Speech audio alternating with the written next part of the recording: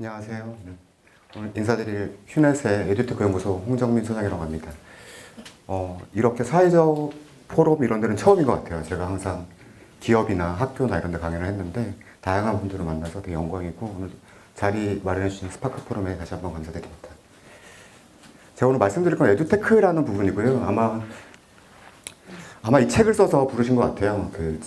저는 일단 교육학과를 사범대를 나왔고 그다음에 LG그룹에서 HRD라고 기업교육 쪽으로 제가 경력을 시작했습니다. 그래서 한 20년 정도 휴넷도 지금 기업교육 회사거든요. 그래서 20년 정도 HRD 분야에 관심을 가졌고 이 책을 쓰게 된 계기가 저희 사장님께서 뭔가 교육이 이상하게 바뀌고 있다 해서 2년 전에 저한테 리포트를 하나 써라라고 하시더라고요. 아예 100장 이상으로 쓰라고 말씀해 주셨어요. 그래서 정말 열받았는데 아무튼 한 달 동안 썼어요. 그래서 그 결론이 미래교육에 대해서 쓰라는 건데 에듀테크로 결론이 났고 좀 잘 나와서 제 블로그에 올렸더니 책을 쓰자고 해서 이 자리까지 온 것 같습니다.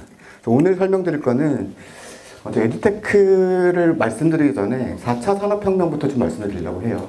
다 아시겠지만 여기 계신 분 지금 최근에 일어나는 비즈니스 환경들이 좀 이상하게 가고 있습니다. 규모의 경제, 범위의 경제 이렇게 우리가 배웠던 거 차별화 전략, 원가위 전략 이런 게 아직 안 먹히고 있고요. 어떤 거냐면 우버라는 회사는 택시를 단 한 대도 갖고 있지 않습니다. 근데 택시 산업을 유례 없이 장악하고 있어요. 그리고 에어비앤비라는 회사는 호텔을 단 한 채도 가지고 있지 않습니다. 근데 숙박 산업을 전 세계적으로 유례 없이 장악하고 있습니다. 페이스북은 최근에 문제가 좀 있지만 페이스북은 디지털 컨텐츠를 만들어내지 않아요. 그런데 미디어 산업을 완전 장악하고 있습니다. 유례가 없이. 근데 이런 업체, 최근에는 금융의 금자도 모르는 카카오가 지금 핀테크라고 해서 은행들을 위협하고 있습니다. 이런 기업들이 뭘 잘할까요? 숙박 산업을 잘할까요? 아니면 택시를 정말 잘할까요? 유일하게 잘하는 게 디지털 테크놀로지라는 거죠. 이런 변화 때문에 너무 놀랍게 저희한테 다가오는 4차 산업혁명이라는 게. 이 특징을 좀 잘 설명을 드리기 위해서 피터 디아만디스의 볼드라는 책에서 사례를 하나 가져왔어요. 어떤 거냐면 이 사진에 보이는 게 최초의 디지털 카메라입니다. 최초의 디지털 카메라거든요. 그러니까 한 요만한 크기였어요. 프린터기만한. 근데 이게 2013년에 코닥이 파산 신청을 하잖아요. 아이러니하게도 코닥 연구소에서 최초로 만들었어요. 디지털 카메라를. 디지털 카메라 때문에 망한 회사가 최초로 만들었죠. 이걸 가지고 임원회의를 합니다. 임원회의를 하는데 너무 커요. 이걸 누가 들고 다녀요? 당연하겠죠. 그리고 화질도 일반 카메라보다 훨씬 뒤쳐졌어요. 그러니까 이 사업은 접자라고 1970년대에 나왔는데 접어버렸습니다. 근데 여기서 지금 디아만디스가 얘기하는 건 뭐냐면 잠복기라는 거에 되게 중시합니다. 뭐냐면 기술이라는 게, 디지털 기술이라는 게 2배, 3배, 4배 이렇게 성장하는 게 아니라 2배, 4배, 8배 이렇게 기하급수적으로 성장한다는 거죠. 즉 4차 산업혁명의 지금 디지털 테크놀로지는 기하급수적으로 증가하기 때문에 인공지능 기술도 한 60년대 나왔거든요. 우습게 보였잖아요, 그때. 이게 기하급수적으로 증가하다 보니까 지금 이제 사람의 일자리까지 위협하는 존재가 된 거죠. 그러니까 예를 들어서 기하급수, 무어의 법칙도 비슷하잖아요. 2배, 4배? 그러니까 10번 정도 지나면 1028배가 되고 이 20번 정도 지나면 어마어마한 크기의 기술이 되어버리는 거죠. 일단 기하급수적 성장을 말하고 좀 말씀을 드리겠습니다. 최근에 이렇게 저희가 기하급수적으로 성장하는 시대고 정말 모든 산업, 컨텐츠 산업과 관련해서는 모두 바뀌고 있어요. 음원 컨텐츠 같은 경우는 제가 1900년대에 오케스트라에서 왔다가 축음기가 발견돼서 집에서 듣기 시작했다가 지금 이제 뛰면서 듣기 시작합니다. 근데 유독 음원 컨텐츠, 영상 컨텐츠, 텍스트 컨텐츠 모두 다 개인화 맞춤화되고 있고 다 잘게 쪼개지고 있거든요. 유독 교육 컨텐츠만 아직도 이러고 있습니다. 똑같은 목표로 똑같은 내용을 똑같은 방법으로 가르치고 있다는 거죠. 근데 우리가 지금 학교라는 걸 보면 우리나라 최초의 학교가 1893년도에 원산학교거든요. 남한으로 따지면 배제학당입니다. 1895년도에. 생긴 지가 130년밖에 안 됐어요. 근데 우리는 다 이 시스템으로 교육을 받는다고 생각하는 거죠. 모든 컨텐츠들은 다 변했는데요. 다 맞춤형인데요. 이거를 테크놀로지와 결합해서 교육을 바꾸자라고 하는 게 에듀테크고요. 이게 왜 이러닝과 좀 다른 점이 뭐냐면 이러닝은 약간 학문적인 백그라운드가 있습니다. 근데 이거는 산업에서 출발된 용어예요. 스타트업들이 교육을 바꾸겠다, 좀 원대한 꿈을 가지고 나타났다는 거지. 근데 이게 왜 지금 이슈가 될까요, 에듀테크가? 최초의 전기자동차가 언제 나온지 아세요? 혼자 하면 재미없으니까. 맞춰보세요. 저 멀리 구로에서 왔습니다. 네. 도와주세요.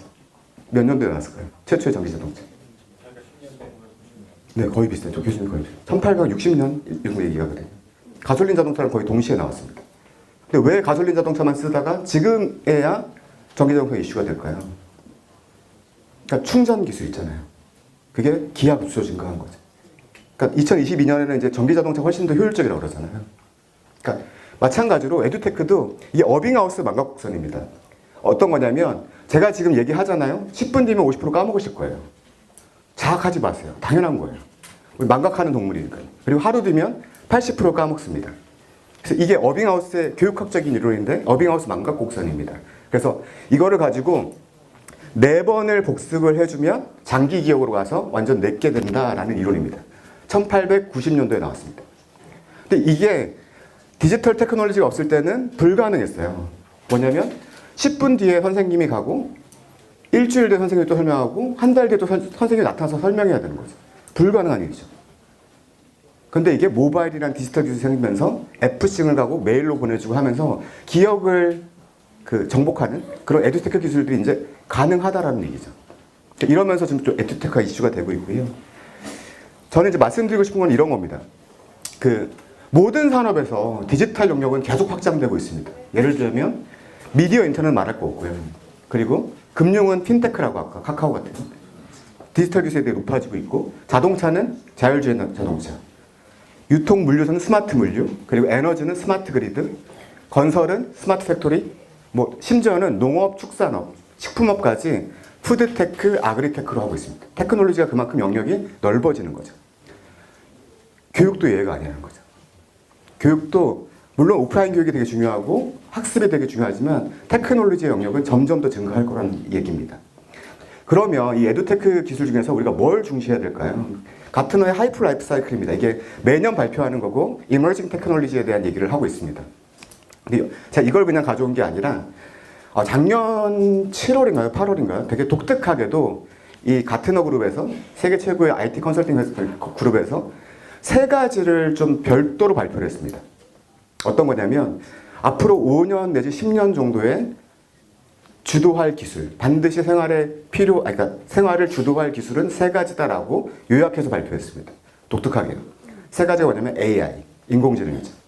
그리고 Immersive Experience, 이제 VR, AR로 대변되는 거. 그리고 3번째가 디지털 플랫폼입니다. 근데 이게 정부에서 말하는 4차 산업혁명의 특징, 애트리에서 말하는 초지능, 초실감, 초연결, 초융합이라고도 얘기를 하죠. 근데 이거랑 정확하게 일치한다는 거죠.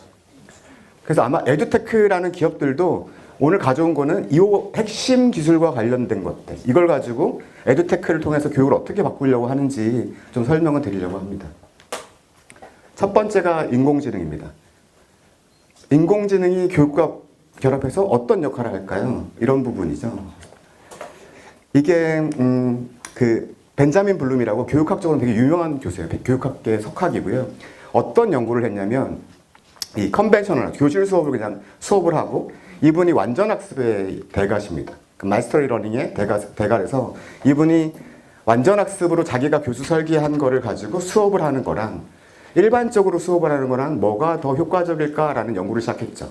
그리고 비교 대상으로 1대1 튜터링을 붙여줍니다. 1대1 과외 선생님 붙여주는 집단을 하나 놨던 거죠. 근데 보시면 아시겠지만 별로 안 좋아졌어요. 그렇게 마스터리 러닝이 그렇게 아주 효과적이지 않았어요. 그런데 1대1 수업은 엄청난 효과를 보이는 거죠. 요게 2시그마의 차이다라고 해서 교육이 반드시 해결해야 되는 문제다라고 얘기를 하고 있습니다. 쉽게 말씀드리면 50명이 그냥 단순하게 성적만 보고 우리가 말씀드리면 50명이 있는 수업 시간에 내가 막 설명을 해요.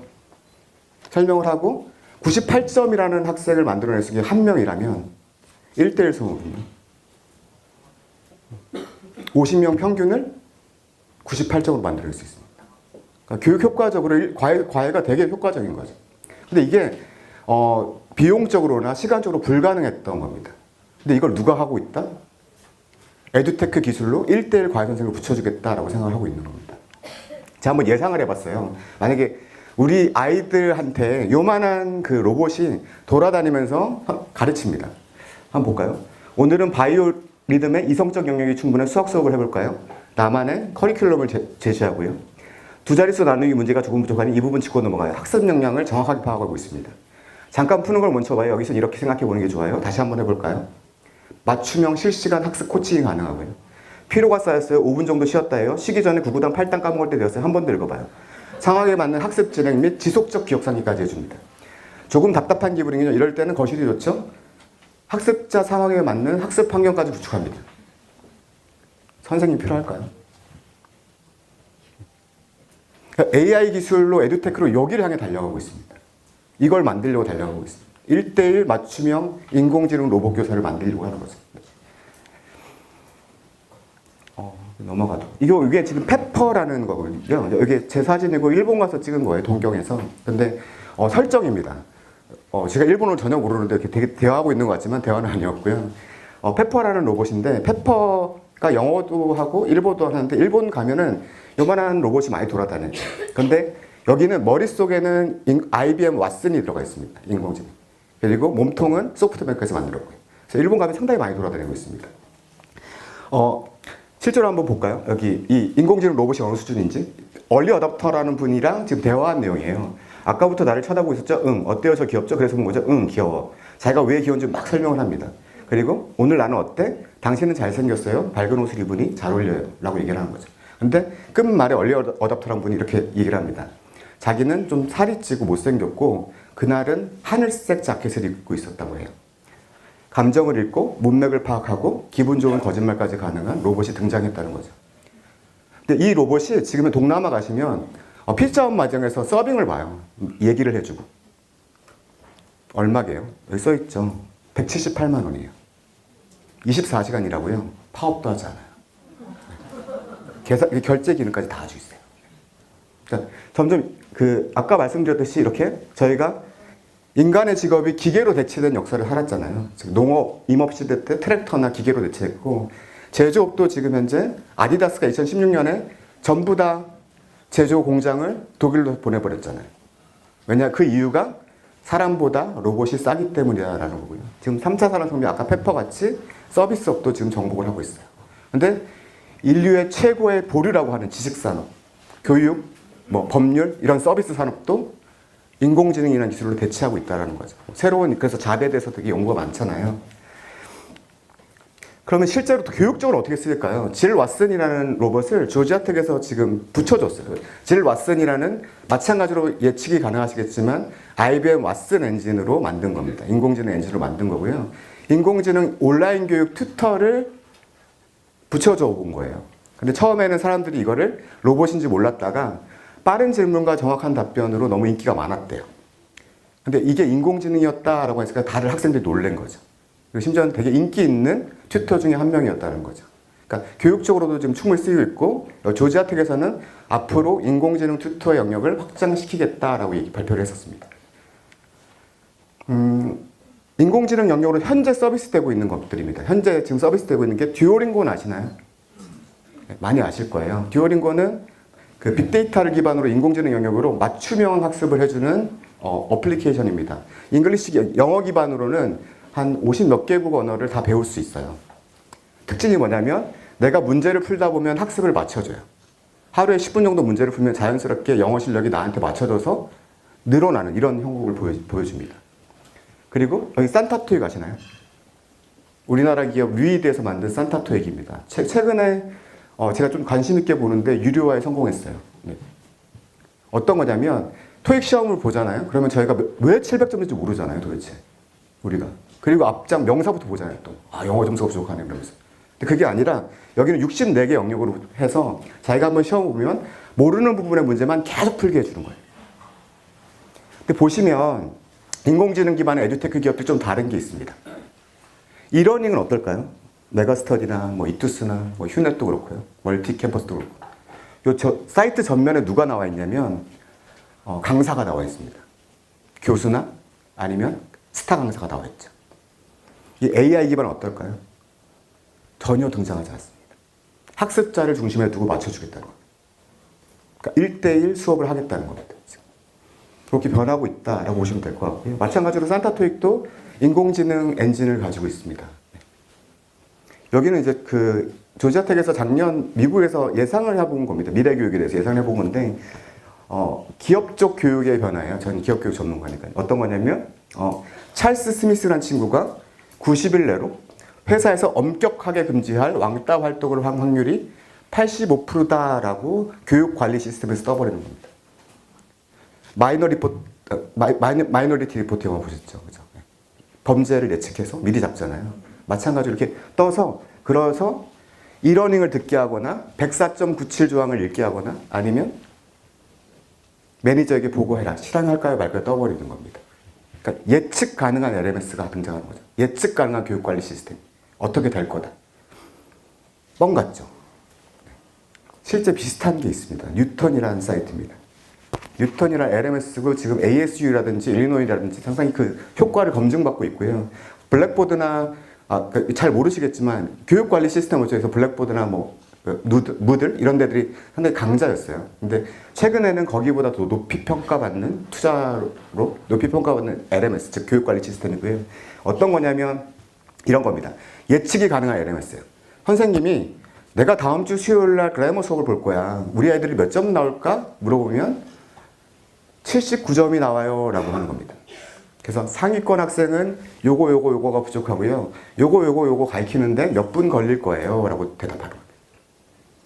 이런 시스템이 있는 선생님과 그렇지 않은 선생님 어떨까요? 차이가. 근데 효과적으로 입증될 수밖에 없겠죠. 물론 지금 현재 수학 영어가 주력인 LMS입니다. 이거는 인공지능 엔진을 활용해서 챗봇 선생님을 만든 거예요. 페이스북에서. 그냥 페이스북 여시고 너리파이브 치시고 그냥 물어보시면 알려줍니다. 지금 당장도 하실 수 있습니다. 너리파이브시라고 페이스북 스탑 구글링을 목표로 했지만 구글을 현재 그렇게 획기적으로 이기지를 못한 것 같아요. 근데 제가 이제 실제 캡처한 거거든요. 근해 공식에 대해서 알려줘 했더니 이렇게 알려주고 Tell me more를 클릭하면 그 유추 과정에 대해서 알려줘요. 수학이랑 과학 분야는 거의 완벽하게 답변을 줍니다. 채팅으로요. 자연어를 인식하고. 모르는 거 그냥 물면 바로바로 알려줍니다. 여기는 아카스터디의 뮤지오라는 겁니다. 물론 한국 기업이고 일본에서 작년에 런칭을 하려다가 아직도 못한 걸로 알고 있어요. 근데 이게 어떤 거냐면 요만한 로봇이 얼굴 크기만한 로봇이고 영어 대화를 실제로 하는 겁니다. 더 영상을 보시면 밖에 비가 와요 어떠세요 하면서 자연스럽게 영어 대화가 가능한 인공지능 기반의 로봇입니다. 얼마게요? 맞춰보실래요? 도와주세요. 50만 원? 더 쌉니다. 네? 10만 원보다 좀 비쌉니다. 18만 원입니다. 18만 원. 기초가 18만 원에 출시됐고 고급은 90만 원 출시될 계획이었는데 출시하지 못했습니다. 홍대 가면 원어민 강사님들 계속 돌아다니시잖아요. 필요할까요? 영어뿐만 아니라 여기는 계속 다른 언어도 할 수 있어요. 이 친구는. 작년에 또 소개됐던 건데 쿠베나라는 일본 사이트입니다. 어떤 거냐면 학원인데 인공지능 기반의 학원이에요. 그래서 안에 수업하는 모습을 보면 그냥 패드만 놓고 애들이 선생님 강단이 없습니다. 패드만 놓고 애들이 문제를 푸는 수학 학원입니다. 근데 이게 인공지능 엔진으로 되어 있고요. 학습 속도는 7배 빨라지고 맞춤형이니까요. 그리고 80% 이상의 학생이 성적이 올랐더라라는 보고를 하고 있습니다. 되게 많이 와 있죠. 인공지능 기반의 교육이라는 게. 그래서 이 프로세스는 아마 좀 어려우실 것 같아요. 빅데이터 기반으로, 그러니까 빅데이터와 빅프로세싱이 필요하고 액추에이터가 세 가지가 딱 필요하거든요. 인공지능 로봇 교사를 만들려면. 즉 빅데이터 환경을 구축하고 우리가 알고 있는 알파고라든지 이런 거를 알고리즘을 짜는 거죠. 인공지능 기반으로. 그리고 강의 전달 로봇, 액추에이터가 있으면 이게 이제 인공지능 로봇 선생님이 되는 겁니다. 세 가지가 필요합니다. 이거는 제가 작년 5월에 미국 가서 찍어온 거거든요. 저는 그 ATD라고 세계적인 그 HRD 담당자들의 행사가 있습니다. 매년 가고 있는데 여기서 지금 찍어온 건데 트루스크라이브라는 겁니다. IBM 왓슨 엔진이 머릿속에 들어가 있습니다. 마찬가지로. 네. 어떤 거냐면 텍스트를 이렇게 딱 그냥 입력을 시키잖아요. 그럼 이렇게 컨텐츠가 알아서 제작이 되는 거예요. 문맥이랑 학습자 타겟만 넣으면 거기에 맞게끔 컨텐츠가 교수 설계가 알아서 되는 거죠. 되게 위협적이죠. 근데 아직은 한국어로 하려면 3년 이상 걸린다고 해서 일단 제 잡에 대해서 좀 안심을 하고 있는데 3년 뒤는 좀 딴 걸 해야 될 것 같습니다. 두 번째는 이제 디지털 플랫폼에 대한 얘기를 하려고 합니다. 초연결 시대라고 하잖아요. 2020년에는 60억 개가 서로 연결되고 IoT랑 사물과 사람이 연결된다라고 얘기하는데 먼저 그런 말씀을 드릴게요. 이게 수가타 미트라 교수의 실험이거든요. 어떤 거냐면 홀 인 더 월이라고 해가지고 벽에다가 컴퓨터를 설치하고 1999년도에 한 실험이에요. 애들이 컴퓨터를 어떻게 배울까 궁금해서 그냥 수개월 뒤에 그냥 갔다 온 거예요. 그러니까 교육은 전혀 안 시키고 벽에다가 컴퓨터를 넣어놓고 영어도 모르는 인도 애들이 어떻게 대응할까라고 그냥 궁금해서 한 몇 개월 뒤에 다시 와봅니다. 그랬더니 애들이 게임을 하려면 좀 더 빠른 프로세스와 좋은 마우스가 필요해요 라고 얘기를 합니다. 또 놀란 거죠. 그리고 2차 실험을 한번 해봅니다. 생물학 전공 서적을 넣어본 거죠. 대학 수준에. 근데 그랬더니 또 수개월 뒤에 왔더니 얘들이 영어도 모르는 애들이 뉴런에 대해 얘기하고 시냅스에 대해서 얘기를 하고 있습니다. 근데 시험을 봤더니 대학생들보다 평균 점수보다는 낙제점이었죠. 근데 세 번째는 선생님을 그냥 붙여봐 줬어요. 선생님. 이분은 뭐냐면 가르치지 않고 가르치지 못하게 하고 질문을 던지고 칭찬만 하는 역할이었어요. 그랬더니 11살에 불과한 애들이 60점을 다 넘었다는 거죠. 제가 말씀드리고 싶은 거는 우리는 좀 교육이라고 하는데 실제로 학습이 일어나는 환경은 서로 배우는 겁니다. 선생님이 가르쳐서 배우는 시대는 산업화 시대 산물이거든요. 그러니까 얘들 스스로 서로한테 배우는 거예요. 하면서 경험하고 상호작용하면서 배우더라는 거죠. 그래서 지금 제가 강단 위의 현재라고 하잖아요. 선생님에 의해서 아니면 교수에 의해서 모든 게 다 결정되는 교육 시스템이잖아요. 그게 아니고 지금 더 플랫폼이 더 이슈가 되는 이유가 지식의 양이 폭발적으로 증가한다는 거죠. 즉 73일마다 2배씩이 되고 에릭 슈미트 같은 경우는 2003년까지 디지털 정보가 했던 것들이 현재는 이틀 만에 창출되고 있습니다. 선생님이 배워서 가르치기에는 너무 늦어버리는 겁니다. 그리고 선생님이 이 모든 지식을 다 알 리도 없어요. 과거에는 가능했지만. 그리고 우버 모멘트, 애플, 테슬라 이런 데가 비즈니스 환경은 너무 급격하게 변하고 있습니다. 그러니까 지식의 속도와 양에 있어서 학교 시스템이 따라가지 못하는 거죠, 지금. 어떻게 해야 된다? 과거에는 컨텐츠를 만들어서 공급하는 역할, 교육기관이에요. 그리고 이제 솔루션을 줍니다. 학위를 주거나 아니면 자격증을 주거나 아니면 통합 교육 서비스를 합니다. 이런 식의 교육기관들이 많이 생겨났던 거죠. 이게 감당이 안 되는 거예요. 지식의 속도와 양이 기존 교육 시스템으로 감당이 안 되는 거예요. 그러니까 어떻게 하겠다? 그냥 서로 배우게 하겠다. 상호작용. 연결주의라고 하거든요. 플랫폼화 시켜서 가장 이런 거죠. 과거의 학습 패러다임은 교사가 일방적으로 다 전달합니다. 교사의 질이 교육의 질이었어요. 그래서 어떤 교사를 양성하고 어떤 교수가 등장하냐가 되게 중요한 거였죠. 근데 지금 어떻다? 플랫폼화 시켜서 가장 알고 싶어 하는 사람과 가장 잘 가르쳐 줄 수 있는 사람을 그냥 연결만 시켜준다는 겁니다. 교육이야. 그래도 충분히 가능하다는 거죠. 근데 과거에는 디지털 기술이 없었을 때 이게 불가능했습니다. 아르헨티나에 있는 사람을 만나러 가려면 한 2박 3일 뭐 이렇게 갔어야 됐어요. 지금은 어떤가요? 클릭 몇 번이면 연결된다는 거죠. 그러니까 이런 디지털 플랫폼들을 하는 이유가 결국 연결하는 수업이라는 거죠. 대표적인 게 바풀입니다. 바로 풀기라는 어플리케이션 아세요? 모르시죠? 어떤 거냐면 수학을 문제를 풀잖아요. 초등학교 고학년이랑 중학생들이 많이 쓰는 어플리케이션이에요. 자기가 모르는 문제를 핸드폰으로 찍어서 올리면 거기에 대해서 제일 잘 풀 수 있는 사람이 답변을 해주는 거예요. 풀이 과정을. 그렇게 연결시켜주는 거죠. 문제를 가장 풀고 싶어하는 사람이랑 풀 수 있는 사람이랑 연결시켜주는 거죠. 4천만 정도의 누적 질문수가 있고 이거 좀 업데이트가 안 됐는데 최근에는 네이버 엔터에 좀 인수가 됐습니다. 최근에는 이게 보통 응답 시간이 12분에서 17분이래요. 질문을 되게 활성화되는 어플리케이션이죠. 근데 최근에 100만 문제에 대해서는 몇 초까지 줄어들었습니다. 몇 초일까요? 네? 50초? 5초? 5초보다 짧습니다. 3초입니다. 네, 3초. 어떤 거냐면 가장 많이 한 100만 문제에 대해서는 인공지능으로 그냥 그 알고리즘을 짜버리는 거죠. 우리 모르는 문제 과외선생한테 물어봐도 잠깐만 하고 막 하잖아요. 이게 아니라 얘는 찍어서 올리면 바로 등장하는 거예요. 여기는 티처스 페이 티처스라고 해가지고 선생님들 교환을 만들 공유 경제 사이트예요. 즉 교환이 제일 필요한 사람과 교환을 제일 잘 만들 수 있는 사람과 연결하는 거죠. 그래서 꿀벌 인생에서 제가 디지털 콘텐츠 사기 되게 싫어하는데 사서 봤거든요. 근데 되게 잘 돼 있습니다. 꿀벌의 인생.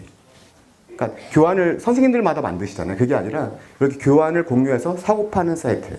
가장 돈을 많이 버시는 분이 한 10억 정도 버시는 분이 12명 정도 됩니다. 전업을 이걸로 하신다고 제가 들었어요. 그러니까 공유 하나. 그러니까 가장 교환이 필요한 사람과 교환을 만들 수 있는 사람과 연결만 해주는 거죠. 여기는 도너스 추즈라고 해가지고 교육 기부가 필요한 학교와 교육 기부자들을 연결해주는 사이트입니다. 어떤 교육을 우리 애들 대상으로 하고 싶어요 라고 올리면 미국은 그런 게 되게 발달되어 있잖아요. 기부 문화가. 그런 교육 문화, 기부를 연결해주는 사이트입니다. 최근에는 유데미나 에어클래스 같이 이렇게 1인 대학 시스템이 많이 나옵니다. 그래서 스스로가 강연을 올리고 스스로가 소비하고, 즉 누구나 선생님이 되고 누구나 학생이 되는 이런 문화를 좀 퍼뜨리고 있죠. 근데 유데미는 미국에서 좀 잘 되고 투자도 많이 받은 사이트예요. 근데 유독 한국에 들어오면 좀 고생을 하고 있습니다. 네. 우리나라는 아직 좀 힘든 것 같아요. 근데 투자도 최근에 에어클래스도 좀 받은 것 같고요. 그래서 이런 문화를 이끌려고 새로운 개념의 대학들이 나오고 있다는 거죠. 네, 요건 넘어가도록 하겠습니다.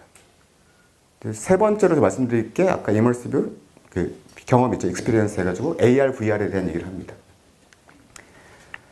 저도 이제 교육하는 사람으로서 몰입만 시키면 교육은 절로 되거든요. 그렇죠? 학습 몰입이 되게, 교육에서 학습 몰입은 정말 난제 중에 난제입니다. 그런 경험 없으신가요?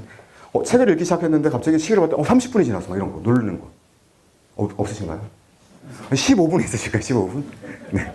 그런 경우가 있어요. 그러니까 몰입이 되면 공부가 자연스럽게 된다라는 거죠. 근데 여기 아키드맥스 같은 사례를 보면 중위 정도의 수준의 몰입과 상위권 몰입은 거의 3배 이상의 학습 성취도가 차이 난다는 겁니다. 근데 이제 VR 기술에 대한 얘기를 할 건데요. 이언 리얼리티라는 미국에서 가장 큰 VR 교육기관입니다. 마블러스 같은 이런 회사겠죠. 앞으로의. 네. 근데 여기서 지금 얘기를 한 거 보면 몰입도는 100%가 향상이 되고 VR을 활용했을 때, 그리고 성취도는 30%가 향상된다라고 얘기를 하고 있습니다. 연구 결과가요.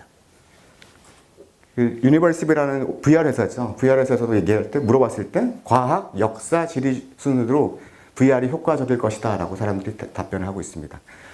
익스피디션 파이오니아 프로그램입니다. 그냥 여시고 바로 다운받으시면 됩니다.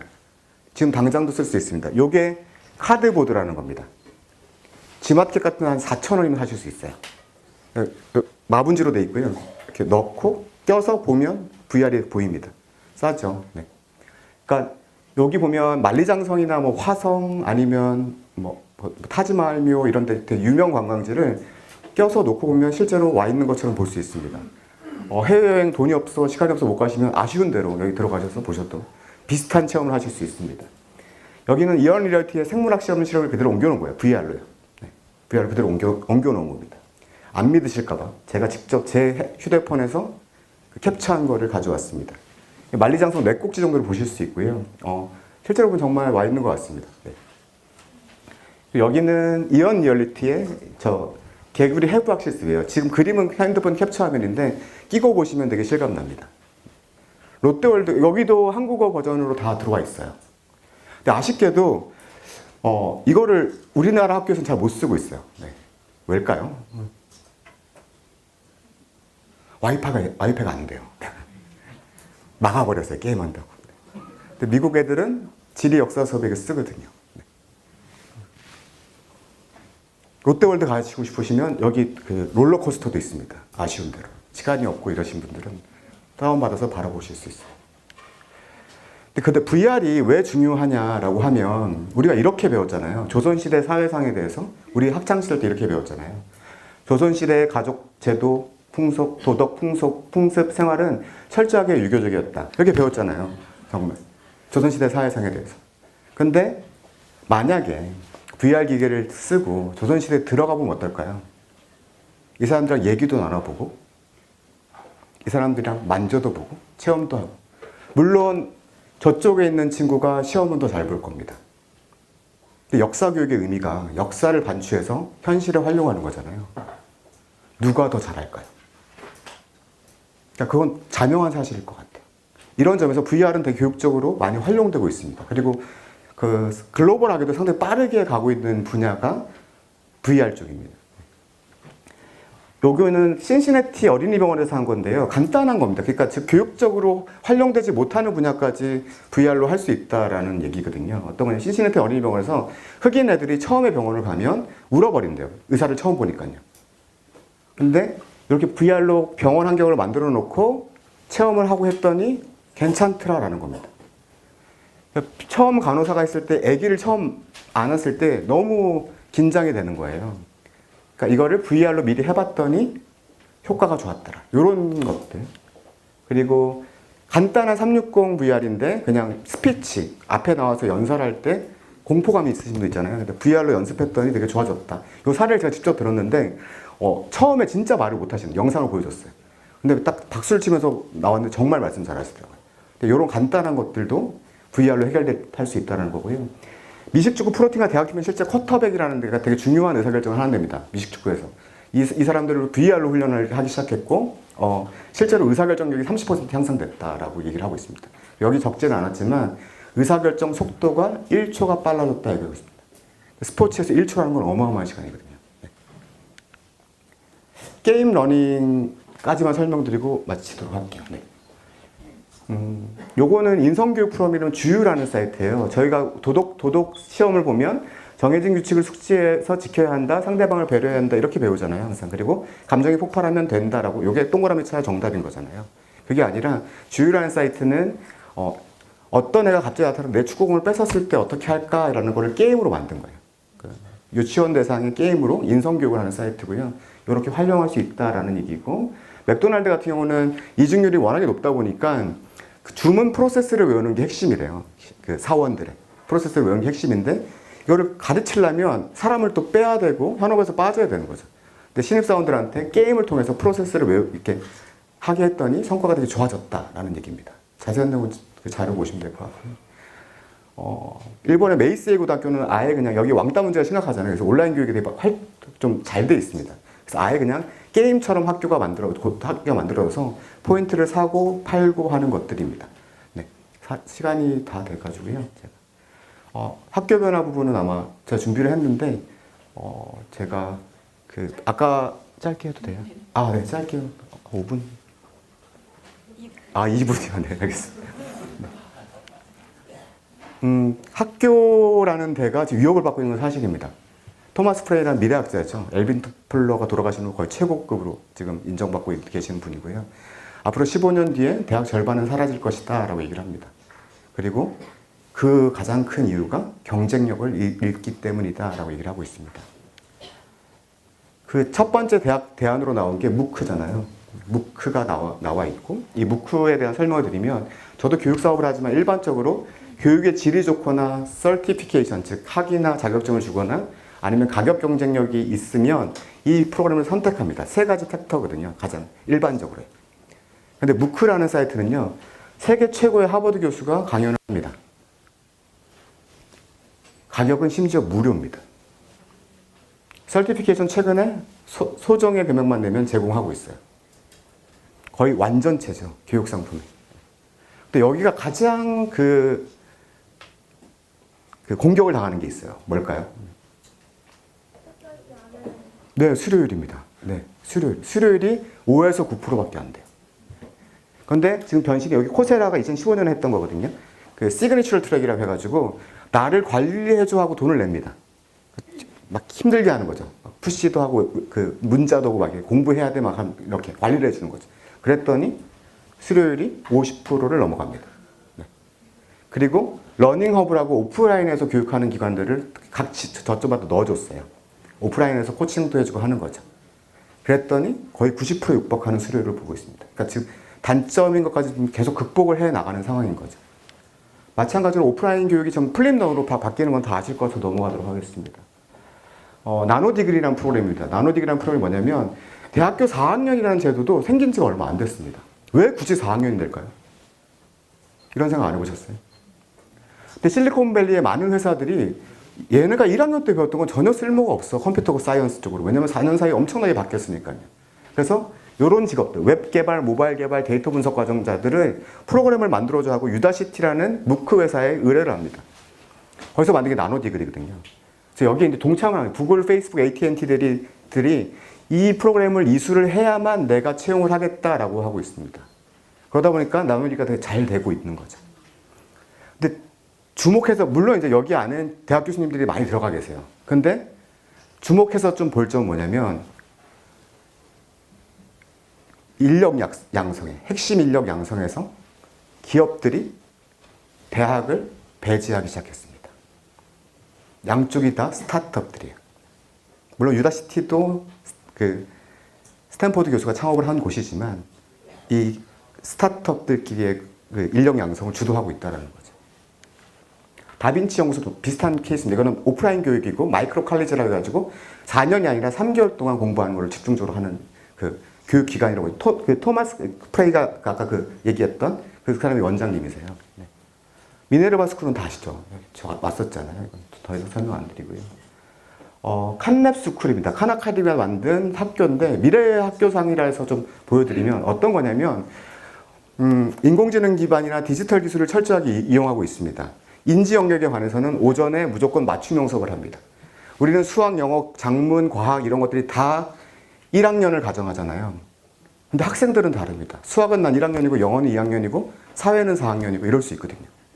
거기에 오전에는 맞춤형 수업을 합니다. 그리고 오후에는 메이커 교육이나 아니면 정말 중요한 거, 창조적이거나 협력하는 능력을 하는 체육활동이라는 걸 중심적으로 합니다. 그러니까 인지 영역에 해당하는 거는 에듀테크로 바꾸고요. 그리고 나머지 부분을 더 집중하고 있습니다. 그러니까 이 영역을 더 집중해야 된다는 거죠. 스티브 잡스 스쿨이라고 네덜란드 KBS 교육혁명에서도 나왔어요. 스티브 잡스 스쿨이고 네덜란드에서 만든 거고 똑같습니다. 오전에는 인지 영역을 어댑티브 러닝, 즉 1대1 맞춤형으로 학습을 하고요. 자기 영역에 맞게끔. 오후에는 협력하고 창조하는 능력이나 감성적인 능력을 길러주는 교육을 합니다. 여기는 학년이 다 똑같습니다. 뒤쪽은요. 앞에는 다 개별적으로 수업을 하고. 여기 이제 미래학교 모델에서 아예 네덜란드 정부에서 공식 학교 프로그램을 인정을 했고요. 이게 아프리카, 남아프리카 공화국으로 수출까지 된 교육 모델입니다. 아마 저는 여기까지는 제가 그래서 네.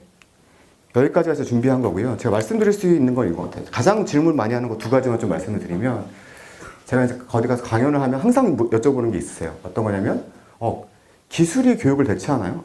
이렇게 얘기를 하거든요. 근데 저는 정확하게 말씀드릴 수 있는 게 그럴 수 없습니다. 교육과 인류는 같이 살아가고요. 그러니까 기술이 지원하는 거죠. 교육을 기술이 지원. 다만 이건 확실하게 말씀드릴 수 있습니다. 기술을 아는 교육자가 기술을 모르는 교육자를 급격하게 대체할 거예요.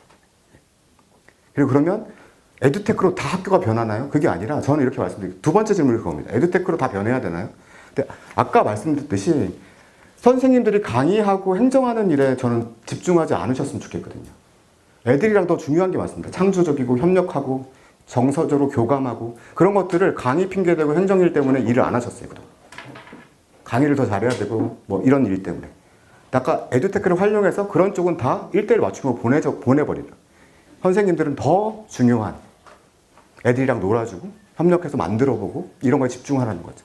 그래서 아마 여기 교육에 관심 있는 분들이랑 교육과 관련된 분들이 계실 것 같아요. 근데 제가 부탁드리고 싶은 거는 테크놀로지의 영역이 좀 더 넓어지면서 교육의 질을 더 좋게 만드는 그런 스파크 포럼이 되었으면 하는 바람이면서 마치도록 하겠습니다. 감사합니다.